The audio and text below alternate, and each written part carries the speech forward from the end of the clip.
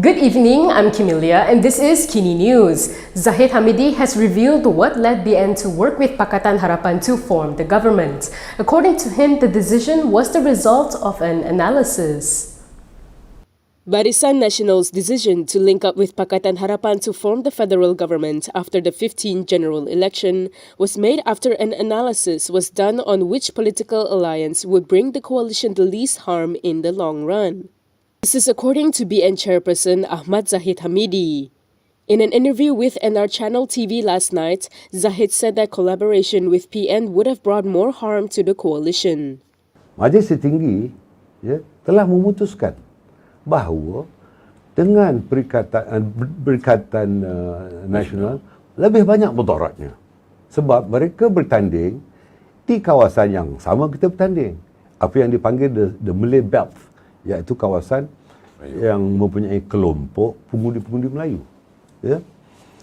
Mereka menang 73 ketika itu. Sekarang 74 selepas Padang Serai mereka juga menang. Ya. Tentunya kita akan berperang di gelanggang yang sama. Therefore, Zahid said, UMNO choose to side with Harapan as it would ensure the party and BN's political survival. Zahid also responded to claims that he had gone against UMNO's decision by supporting Prime Minister Anwar Ibrahim.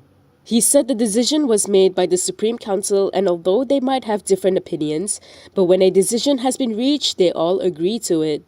Without revealing names, he revealed that there were two members of the party's Supreme Council who were against the decision of BN backing Harapan to form the federal government. In the same interview, Zahid also responded to criticism from some UMNO members on working with DAP. He said the anger should be directed to Dr. Mahathir Mohamad instead of him.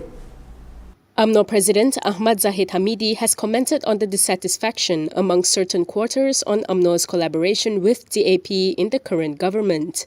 In an interview with NR Channel TV, Zahid said the anger should be directed at former Prime Minister Dr. Mahathir Mohamad. Zahid claimed that Mahathir had given false impressions about DAP over 22 years, which had led to many hating the party. Dialah yang mengindoktrinasikan kami selama 22 tahun. Ya, dan memberikan gambaran yang sangat-sangat negatif terhadap parti itu. Ya, tetapi akhirnya mendakap parti itu. Ya, dan ini kita lihat bahawa PPBM juga berdakapan secara politik dengan parti itu. PAS juga pernah berdakap. Yang belum berdakapan hanya UMNO dan BN saja. Zahid also gave his assurance that he would not sacrifice his party's philosophy despite establishing political cooperation with DAP. He added that DAP has provided guarantees to accept and comply with the 4 articles enshrined in the federal constitution, including Islam and the special rights of Malays. Zuraida Kamarudin is now without a party. PBM announced last night that they had sacked Zuraida and 10 others. Parti Bangsa Malaysia has sacked Zuraida Kamarudin and 10 others.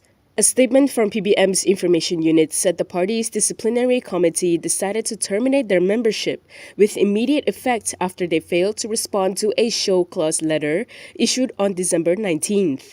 Meanwhile, PBM Deputy President Haniza Talha and Women's Chief Daroya Alwi were stripped off their positions but remain as members of the party.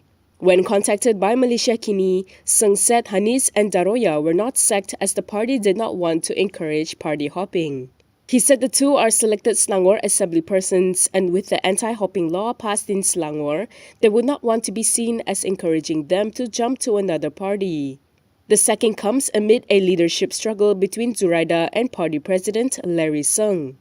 A show cause letter had been sent to Zuraida and others last week, with the deadline for them to reply set for yesterday. BERSATU Information Chief Wan Saiful Wanjan has labelled Rafizi Ramli as arrogant and called on Anwar Ibrahim to replace him as Economy Minister. BERSATU Information Chief Wan Saiful Wanjan has suggested that Economy Minister Rafizi Ramli be replaced with Titi Wangsa MP Johari Abdul Ghani. He said this in response to Rafizi's statement that he would soon silence PN lawmakers with a detailed explanation of the price control mechanism after his recent remark became an issue. In a post on Facebook today, Wan Saiful said that Rafizi should be replaced if he continues to be arrogant. Wan Saiful said that the government should focus on assisting the people regardless of their political leaning. He added that Johari has more prestige and is not childish to silence anyone over revenge politics. According to him, when Muhyiddin Yassin and Perikatan Nasional were in power, they looked after the welfare of all rakyat and had no intention of silencing Pakatan Harapan.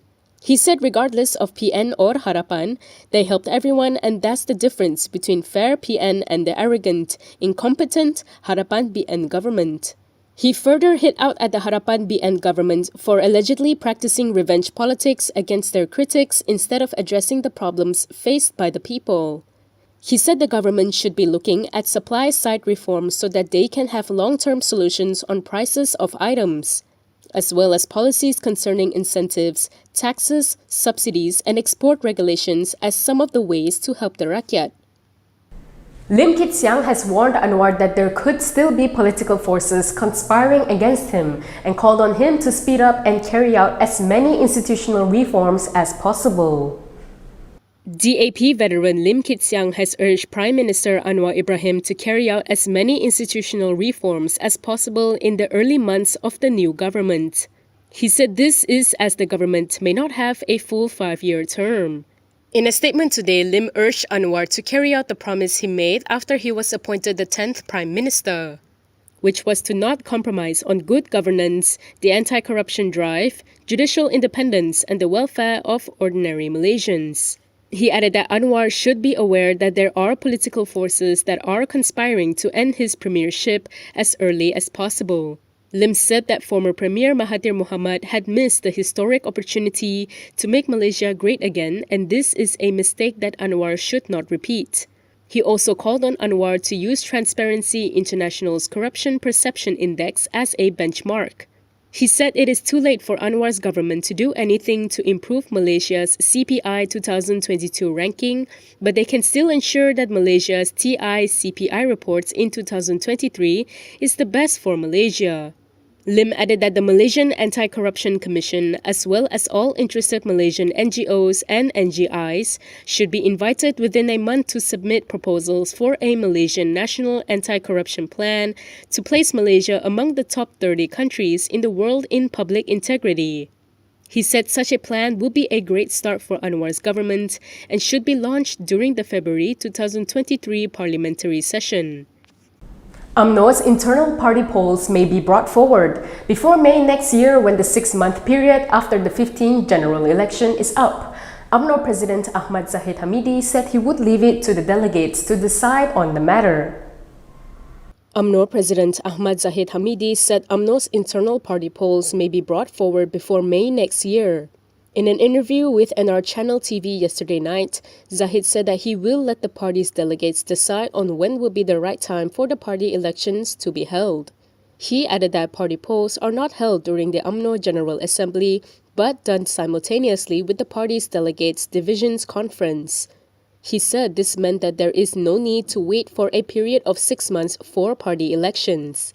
Zahid said the UMNO delegates would also decide on whether the presidency and deputy presidency posts should be contested in the party elections. Although it was decided at the 2017 UMNO General Assembly that the top 2 posts should not be contested, he said he was in favor of the positions being contested.